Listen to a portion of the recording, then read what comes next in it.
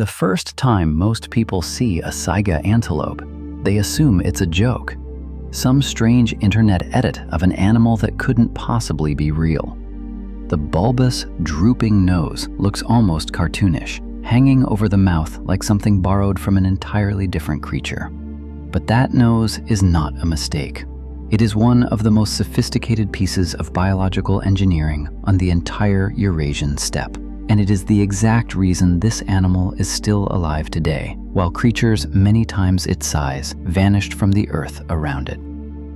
Picture the world the Saiga actually comes from. It shared its grasslands with woolly mammoths, with saber-toothed cats, with a whole caste of Ice Age giants that dominated the landscape for tens of thousands of years. And then, in what amounts to a geological instant, almost all of them disappeared. The mammoths fell. The great predators fell. The Saiga did not. It walked out of the Ice Age and into the present day essentially unchanged, a living ghost from a world that no longer exists anywhere else on the planet. The obvious question is why? Why would a comparatively small, unarmored grazing animal outlast creatures built like tanks? The answer has almost nothing to do with size, and almost everything to do with that strange, oversized nose. That nose is not decoration. It is a fully functioning climate control system, built to solve a problem most animals never have to solve at all: how to breathe safely across some of the most extreme temperature swings on Earth. In the brutal cold of a steppe winter, the nasal passages warm, freezing air before it ever reaches the lungs, preventing the kind of cold air shock that would otherwise damage delicate lung tissue with every breath. In the punishing dry heat of summer, that same structure filters out choking dust kicked up across the open plains, protecting the animal from the kind of respiratory damage that would slowly wear down a less specialized creature over a lifetime of grazing. In a very real sense, the Saiga's nose keeps it in constant, careful negotiation with the air itself, filtering and adjusting with every single breath, the same way certain skin conditions in other animals put them in constant, unfiltered conversation with the ground beneath them. This is not a random anatomical quirk. It is a 10,000-year-old air filter, refined by exactly the kind of relentless selective pressure that Ice Age extinction events apply without mercy. But breathing well is only half the story. Survival on the open steppe requires something else entirely: knowing where to go, and knowing it with total certainty, because a wrong guess in that landscape can mean days without water. Saiga herds undertake some of the longest overland migrations of any hoofed animal on the planet, covering vast stretches of grassland in search of water sources and untouched grazing land as the seasons shift beneath them. This is not blind wandering. It requires an extraordinarily precise form of spatial and temporal memory, a mental map passed down and reinforced generation after generation, tracking exactly where water tends to appear and exactly when a particular stretch of grass will be worth the journey. It is the same kind of internal cartography a backyard squirrel builds of your yard, just scaled up across thousands of miles of open, featureless plain, where a single miscalculation carries real consequences. And that knowledge does not appear instinctively in every calf.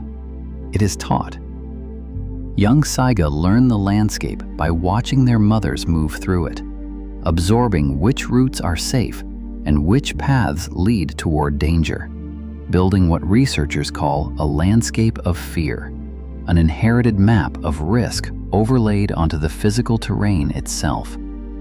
A calf separated too early from that inherited knowledge is a calf without a map, in a landscape that offers no forgiveness for getting lost.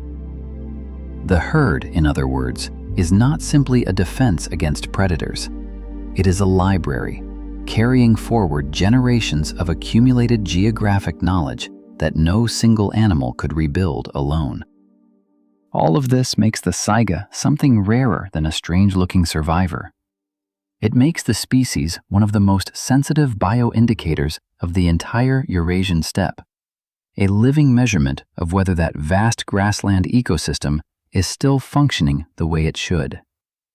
And in 2015, the world got a devastating demonstration of exactly what that indicator can reveal.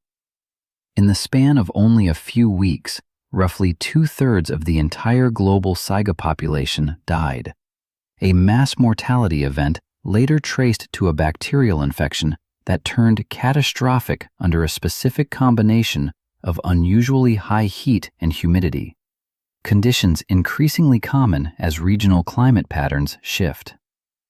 It was not simply a tragedy for one species.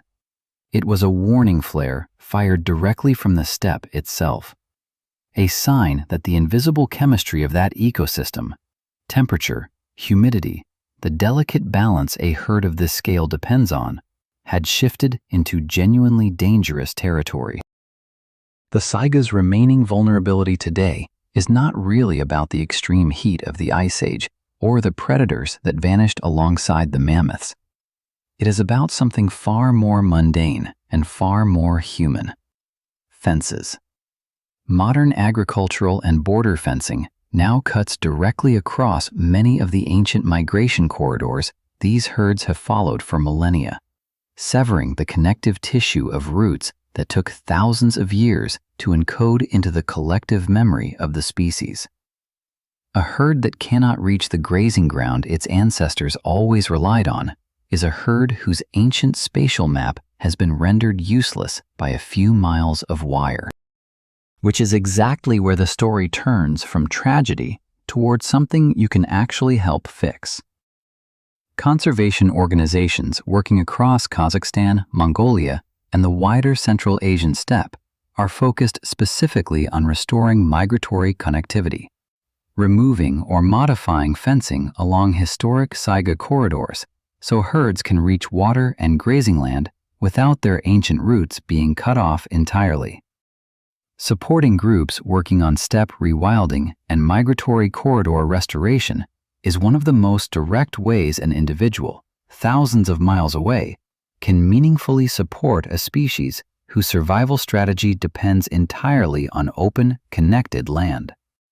It does not require reintroducing the animal or rebuilding a lost habitat from scratch.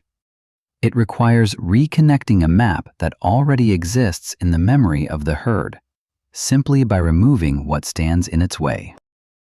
There is something worth sitting with in the fact that this strange, ancient survivor made it through the extinction of the mammoths, only to find its greatest modern threat is a fence. The Saiga does not need us to admire its odd alien face. It needs us to leave its ancient roads open. Protect the corridor, and you protect a 10,000-year-old lineage that has already outlasted almost everything else that once shared its world. What is the strangest, most prehistoric-looking animal you've ever encountered in your own part of the world? Tell me in the comments. I read every single one. And if you want to understand another creature whose survival is quietly written into the geography around it, the next video is already waiting for you.